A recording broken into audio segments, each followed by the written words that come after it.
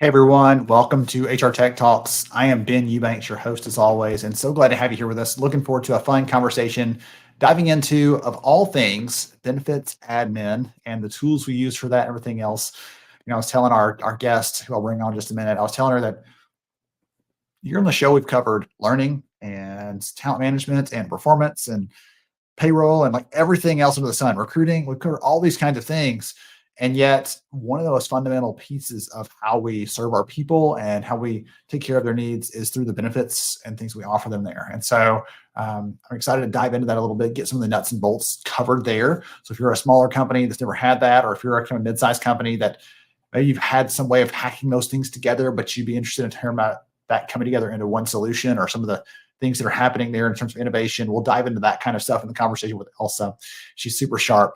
As always, if you're listening to this live, welcome. We're glad to have you. Go ahead and chime in. Let us know where you're listening in from. If you're watching the replay later on, we're glad that you're watching that as well on demand. Go ahead and chime in there too. Where if you're watching this on LinkedIn, you can actually chime in at any time, and people who have also watched it can see your questions, can see your comments, so they can circle back there.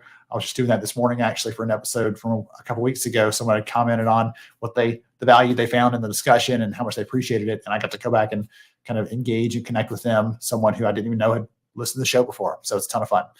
All right, without any further ado, I want to go ahead and bring in our guest for the day. Her name is Elsa Glorioso. She is over at PeopleStrategy, and I have had the pleasure of having her on HR Summer School a couple of times. If you've followed that brand, that event over the years, then you've seen Elsa before, you've heard her. And today I had to break her out because she's very much like, she loves to talk about taking care of people at work and loving on them and helping and serving them well. Like, we're going to have to just dive a little more in the technology stuff. And so I'm pulling her out of her comfort zone a little bit, but it's the work she does every day and how she serves employers. So enough about that. Elsa, I'm so glad to have you here with us and looking forward to a fun conversation. Welcome, my friend. Thanks, Ben. Thanks to be back. Thanks for having me back. Absolutely. So before we get into some of the fun stuff, the Ben admin stuff, things like that we were talking about with the audience there a minute ago, would you take just a minute and tell us a little more about who you are and what you do day to day? Yes. So my name is Elsa Glorioso. I'm with PeopleStrategy. I'm the Vice President of Insurance Services. What I do every day, wow, I wish I could answer that in, even the amount of time we have for this is not going to be enough.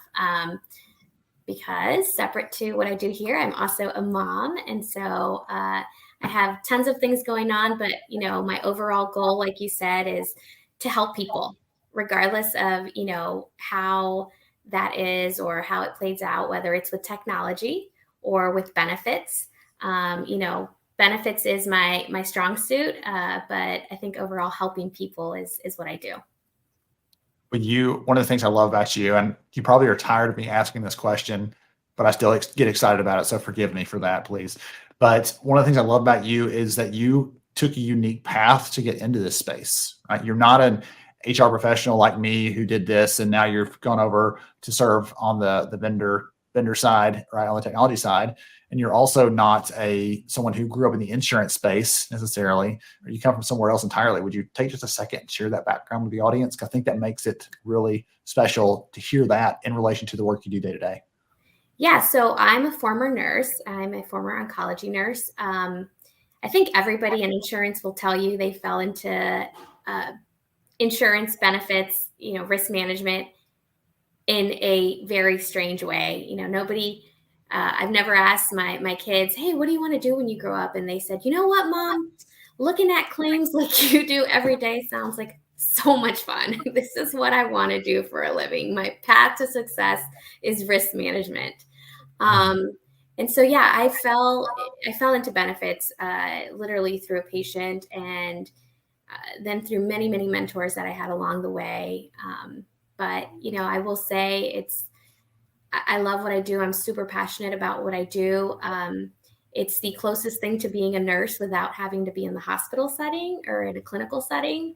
And, it really does bring me, great joy to see that I am still making a difference in people's lives.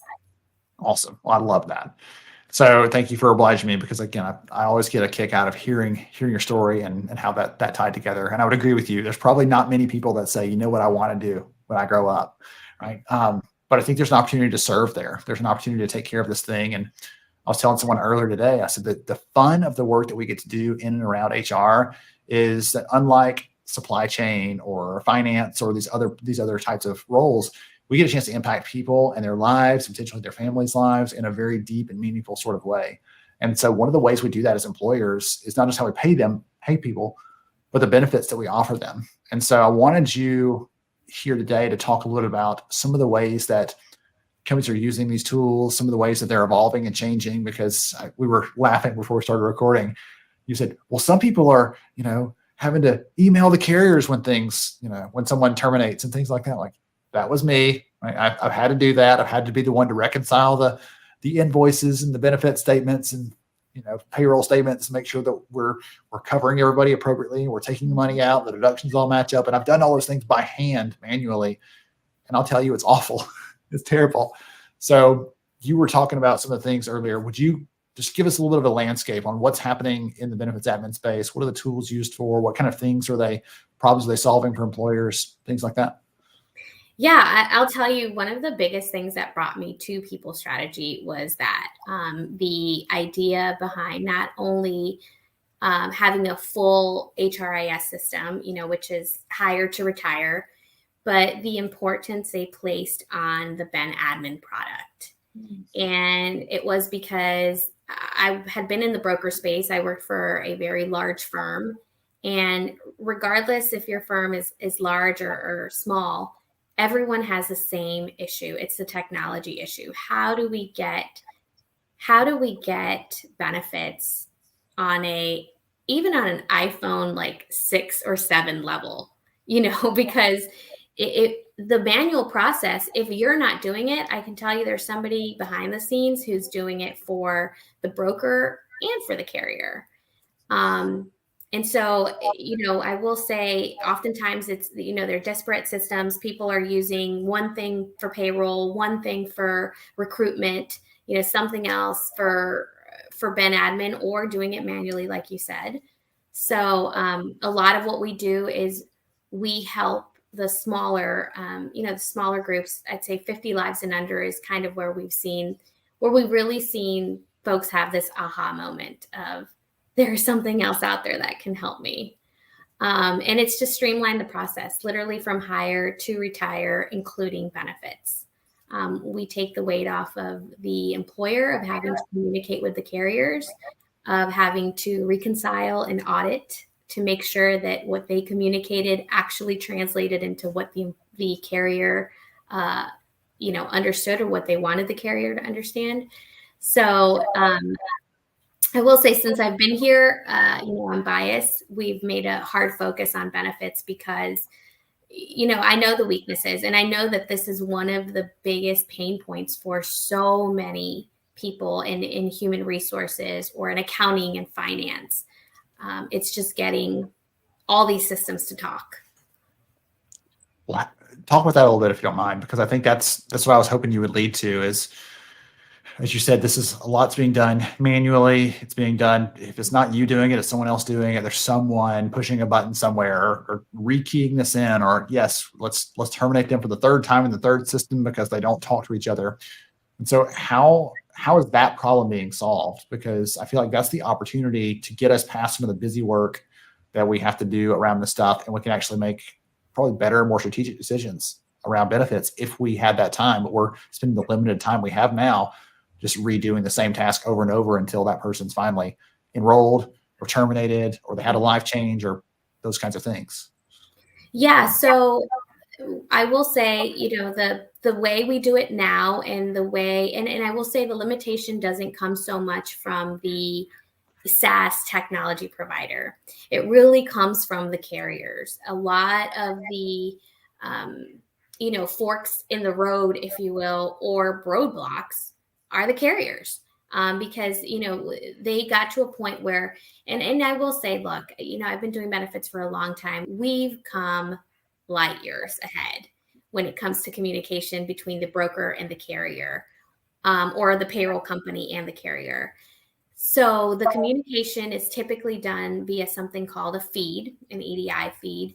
And it's a bidirectional feed sometimes. Sometimes it's not. Sometimes it's just us talking one way and then, having to have somebody internally from our team calling and saying, hey, did you get that? Did you get it right? Or, waiting on a health invoice to say, oh, okay, you did actually terminate so-and-so from the plan, or you did enroll the new baby that was just born, 28 days ago. So we are moving towards the era of API, which is something that you'll hear so many people talk about. And I've even found having conversations with carriers, they're like, yeah, we're looking at API. We're looking at that.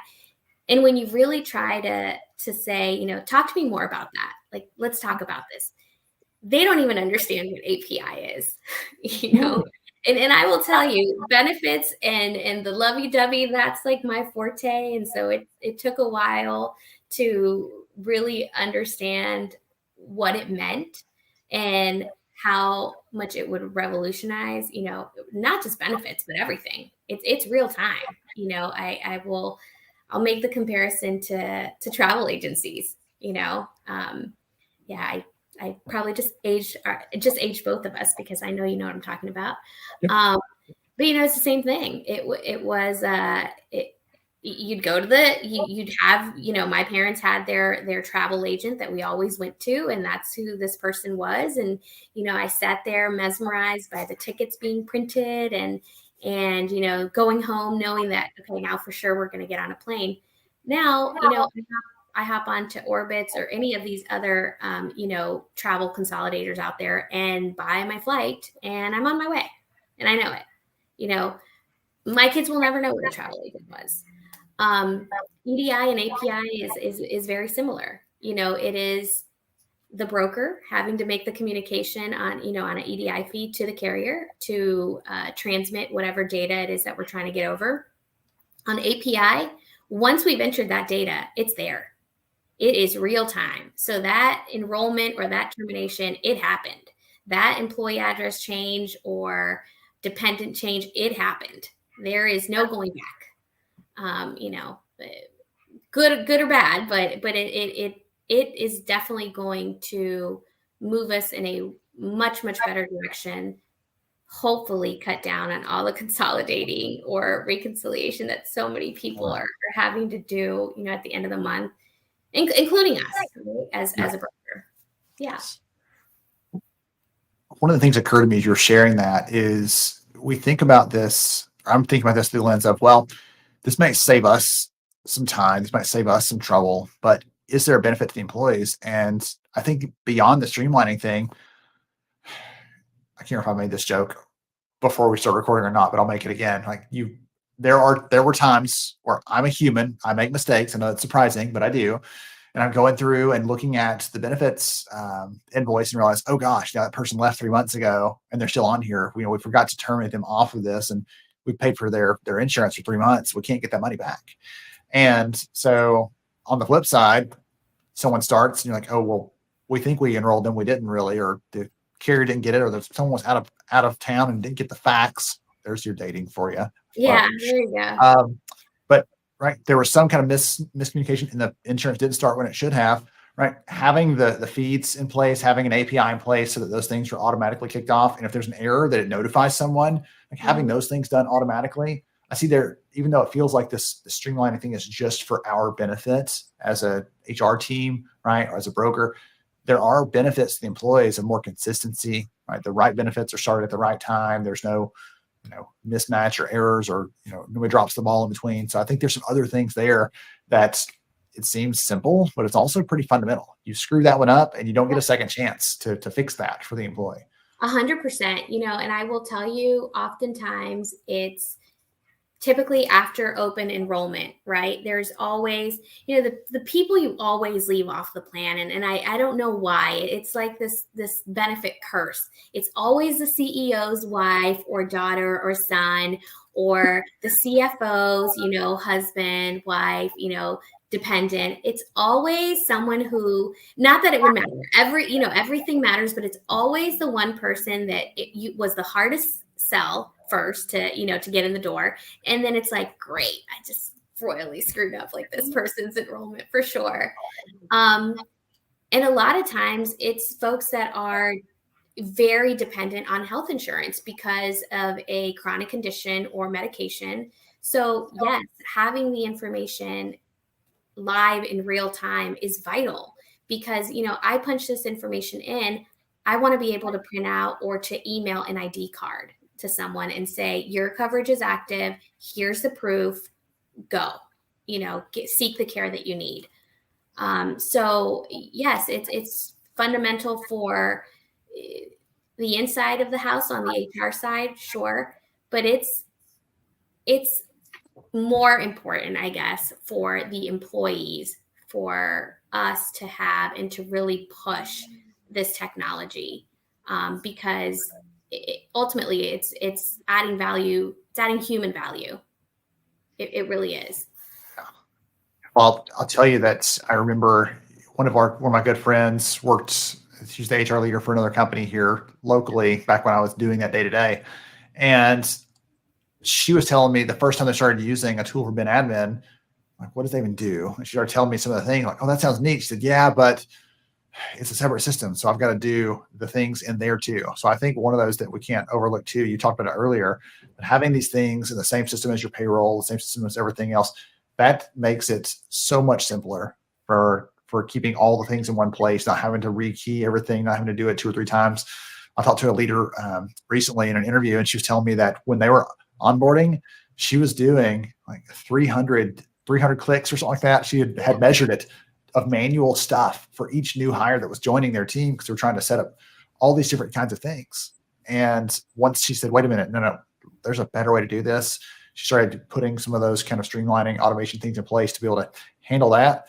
She said, I was able to use that time that I was just churning away like a hamster in a wheel to actually focus on making better decisions, focus on supporting our people when they came on, focus on what does it feel like? What is the value? What do our values feel like when someone starts here? Do we make them feel important to us? Do we make them feel like they matter? How can we do that better? So she said, until I had done that, though, I couldn't focus on any of those other things that maybe, just as important or more important about how we're making them feel welcomed, because I had to do all the other stuff that was required by compliance or required, because we'd offer it to them, everything else. So again, there's so many different aspects to this that while it may feel a bit simple to some people listening in, especially if you've used some of these tools before, you're like, yeah, Ben admin systems, check, got it.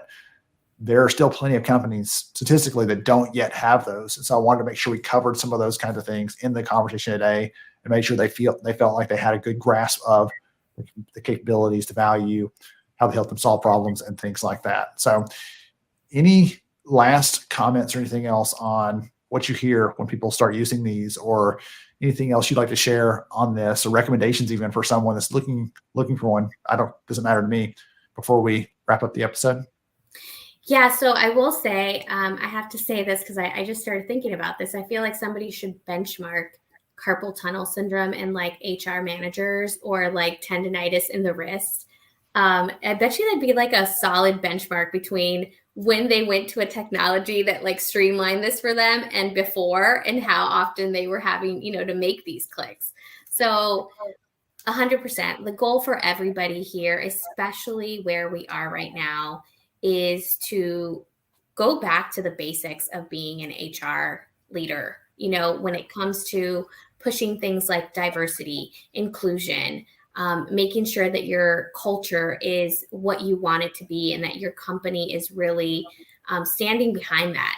It's very hard to do that when the person that's supposed to be leading that, or a very integral part of it, is worried about, we just have, we're onboarding 10 new interns, or we're onboarding, the summer staff. I'm sorry, like, I really do want to talk to you about this, but I got to get all these people enrolled into benefits. I got to get all these people, so you touched on it. The goal really is to, to allow technology to make your life easier. I mean, heck, is this not why we do email now and we got away from snail mail, right? The same thing here, right? This is why we're dependent on iPhones or Androids, or, and it good, bad, and ugly. I know technology isn't always the best thing, but I will tell you, it definitely allows people to refocus their energy on the things that really matter. To your joke earlier about none of your kids are sitting there thinking about, I really want to be in insurance, when I grow up. The same thing applies. There's not a single person I've met that works in HR that said, you know what I really want to do? I want to sit and enroll someone in benefits manually three or four, different times when they start. I want to do those kind of manual types of things. You know what? Hey, maybe you love people and you really want to serve them well, right? But that's not really serving them that well. That's not really, something that makes them excited. They're just glad that it's done. So I'm with you on that. And there's an aspect to this where we get to be our most valuable selves in HR when we're not spending all of our time churning away at that kind of stuff day to day. We're able to focus on the things that really do matter, like you were saying, right? Helping develop the culture and focusing on the things that really get people excited to come to work. Let's spend our time there. Yeah. All right. So if someone is curious about the team at PeopleStrategy, the work that you guys are doing, the platform, those kind of things, what's the best way for them to follow? Yeah, so definitely check out our website. It's www.peoplestrategy.com. You can find me and my information on there in the About Us, but also email. You feel free to email. Our sales team is probably the best route, which is sales@peoplestrategy.com. But if you would like to talk to me, I'm on LinkedIn as well. So feel free to follow or to add me or to reach out with any questions. Technology, benefit related or not, I'm always happy to help someone if I can. Yes, she'll take the questions on kids stuff too. By the way, she's a I won't be able to answer them all, but I will. She'll take them. Well, I appreciate you, my friend. I'll make sure and tag you in the episode link. So those of you watching on LinkedIn right now, you should be able to click right over to the notes or scroll down to the notes. They move it around sometimes, but see the episode description. And Elsa will be listed as a speaker for this episode. So you can click right over, tell you heard about her or saw her on HR Tech Talks, and you can connect with her there. Thank you so much, my friend, for joining me. I appreciate you for giving us a good level set on the admin stuff and give us some good food for thought about the benefits and really making a bigger and better impact as HR leaders. Thank you for joining us. Thank you, Ben. All the rest of you, hope you enjoyed the conversation today. I hope you got some good notes, some good ideas, especially if you've never used some of these tools before, on how you can use them to streamline what you're doing. And I've heard that term a couple of times in the last year or so, and I like that better than the term automation because that can feel very inhuman. Streamlining means like we're getting closer to the things that really matter. And I like that connotation, as you heard in the discussion today, the ebb and flow. It's kind of the way that I lean and the way that I look for ways to add value back into this. And I'll tell you, frankly, very transparently, when I'm talking to these different vendors and companies out there that are selling technology to HR leaders, I always warn them, hey, I'm not interested in anything like super flashy for its own sake. I'm looking for things that would have solved the real problem that I had when I was doing this day to day, when I had my HR team I was leading, when I was trying to serve employees. If this would have added value or saved me time or supported them in some way, that's what I'm really looking for. And so thank you all for joining us. I appreciate each and every one of you. We'll catch you again next week on a new episode of